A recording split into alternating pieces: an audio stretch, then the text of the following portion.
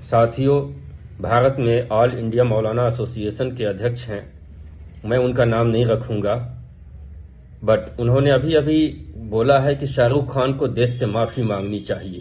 کس بات کے لیے؟ صرف اس بات کے لیے کہ شاہ رخ خان نے ایک بنگلہ دیش کے کرکٹر کو انڈیا میں خرید لیا ہے کھیلنے کے لیے۔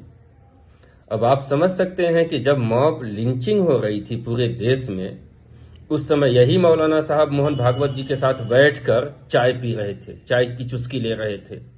ایک بار بھی مولانا صاحب نے نہیں کہا کہ بھاگوت جی آپ ٹائٹلی دیش کو ایک سندیش دیں، میسج دیں کہ دیش میں کوئی ہندو مسلم نہیں ہونی چاہیے۔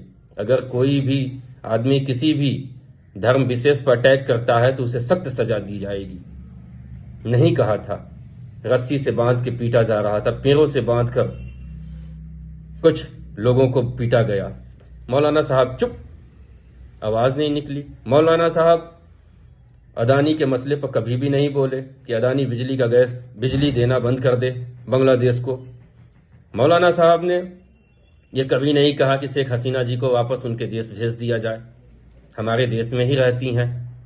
ایک چھوٹا سا ایشو کو اتنا بڑا ایشو بنایا جا رہا ہے ایک چند اپنی سیاست کے فائدے کے لیے۔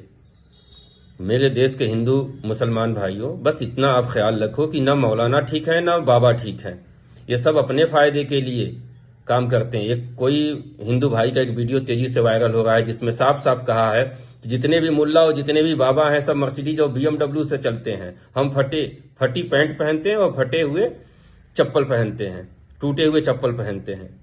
تو اس کی بات مجھے بہت اچھی لگی کہ کم سے کم کسی کو تو اب سمجھ میں آنے لگی ہے کہ یہ سب اپنی روٹیاں سیکنے کے لیے ہمیں یوز کرتے ہیں۔